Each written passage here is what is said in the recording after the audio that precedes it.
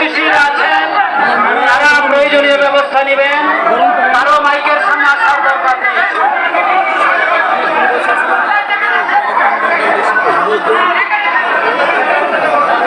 আপনারা অবস্থান করুন নিজ নিজ জায়গায়।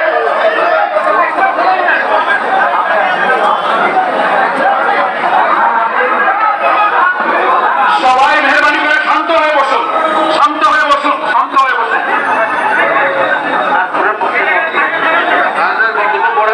আপনারা সকলে আমিরে জামাত একটুখানি অসুস্থ হয়েছেন গরমের কারণে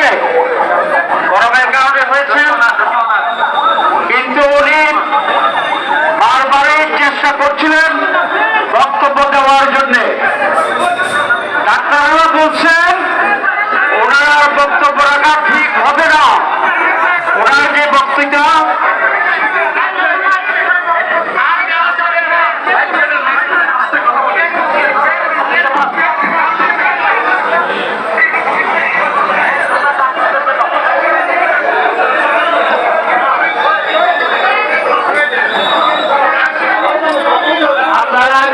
আসনে প্রবেশন করুন।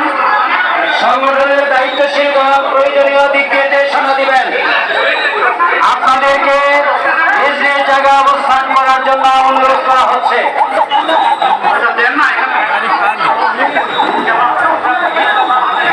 আপনাদের এই ড্রোনগুলো আল্লাহ যত সময় আয়াত দিচ্ছেন, আল্লাহ যত সময় আয়াত দিয়েছেন তত সময় মানুষের জন্য লড়াই করবো ইনশাআল্লাহ। এলাকায় বন্ধ হবে না। বাংলার মানুষের মুক্তি অর্জন হওয়া পর্যন্ত আমাদের লড়াই অব্যাহত থাকবে।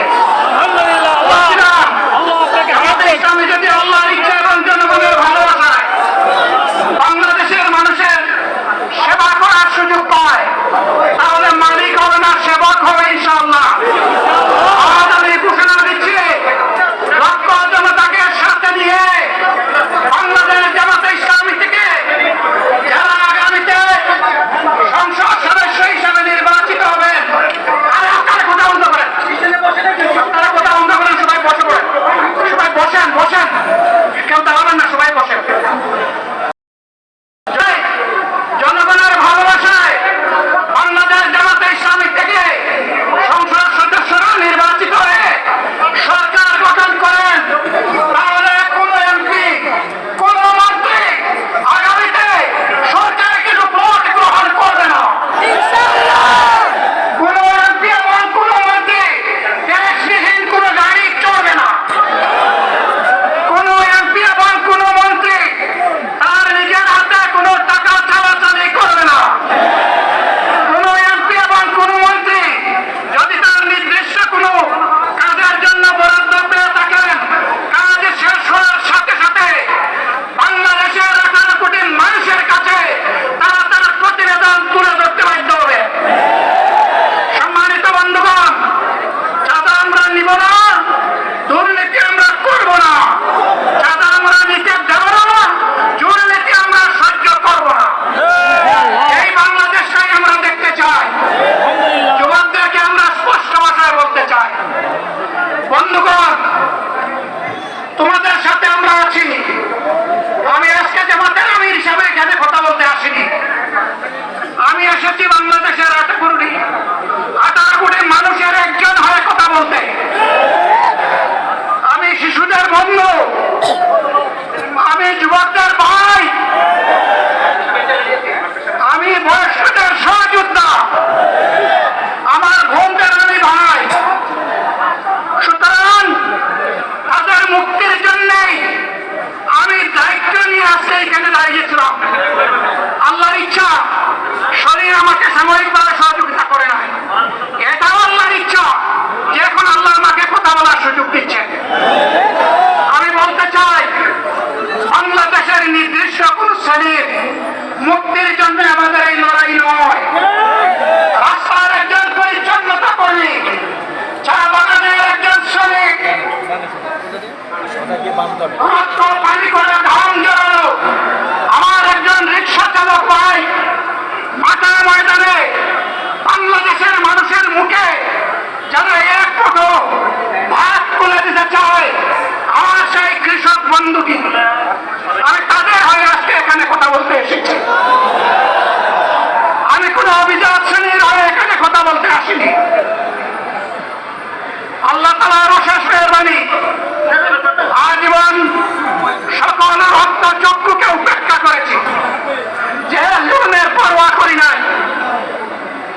আমার আফসোস, 24 সালে জাতিকে মুক্তি দিতে গিয়ে যারা জীবন দিয়ে শহীদ হলো, আমি তাদের একজন হতে পারলাম না। আপনাদের কাছে দোয়া চাই, ইনসাফের ভিত্তিতে একটি দেশ গড়ে তোলার জন্য আগামীতে যে লড়াই হবে, আমার আল্লাহ যেন সেই লড়াইয়ে আমাকে একজন শহীদ হিসাবে কবুল করেন। সম্মানিত বন্ধুগণ, আমাদের প্রিয় শহীদ নেতৃবৃন্দ 2006 সালের 28 অক্টোবর থেকে শুরু করে পল্টন গণহত্যা, শাপলা গণহত্যা, সারা দেশের গণহত্যা, পিলখানার গণহত্যা, 24-এর গণহত্যা, এই গণহত্যা যারা করেছে তাদের সকলের বিচার বাংলাদেশের মাটিতে নিশ্চিত করতে হবে। এদের বিচারের দৃশ্যমান প্রক্রিয়া শুরু না করা পর্যন্ত পুরানো ব্যবস্থাপত্রে বাংলাদেশ আর চলবে না। এতগুলো মানুষ এমনি এমনি জীবন দেয় নাই, জীবন দিয়েছে জাতির মুক্তির জন্যে। যদি বাস্তবতা পুরানা সবকিছুই টিকে থাকবে, তাহলে কেন তারা জীবন দিয়েছিল? যারা ওই ব্যবস্থাপনায় বাংলাদেশকে আবার করতে চান, তাদেরকে আমরা বলি, জুলাই যুদ্ধ করে যারা জীবন দিয়েছে, আগে তাদের জীবনটা ফেরত এনে দেন। যদি সত্যি তাকে ফেরত এনে দেন, আপনারা পারবেন না। যেহেতু পারবেন না, কাজেই নতুন ব্যবস্থায় নতুন বাংলাদেশ গড়ে তোলা হবে ইনশাআল্লাহ। শিশু, কিশোর, যুবক, মা, বোন, শ্রমিক, ছাত্র, জনতা, ব্যবসায়ী, সবাইকে যেই দেশ, যেই সংবিধান, যেই রাষ্ট্র নিরাপত্তা দিতে পারবে, সেই নতুন বাংলাদেশ আমরা গড়ে তুলতে চাই।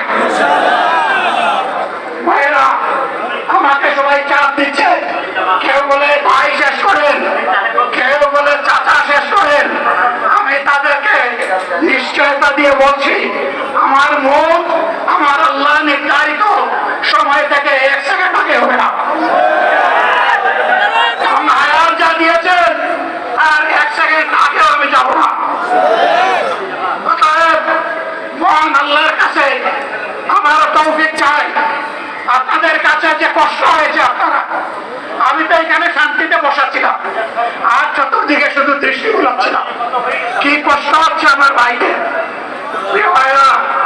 এই কষ্ট আল্লাহর জন্য, এই কষ্ট কার জন্য? ইনশাআল্লাহ আল্লাহ তাআলা আপনাদেরকে তার উপযুক্ত জাযা দুনিয়ায় দিবেন, আখিরাতে দিবেন। আপনাদের এই ত্যাগের বিনিময়ে নতুন বাংলাদেশ আমরা পেয়ে যাব। আসুন সেই নতুন বাংলাদেশের জন্য একবার স্লোগান দিয়ে শেষ করি। নারে তাকবীর।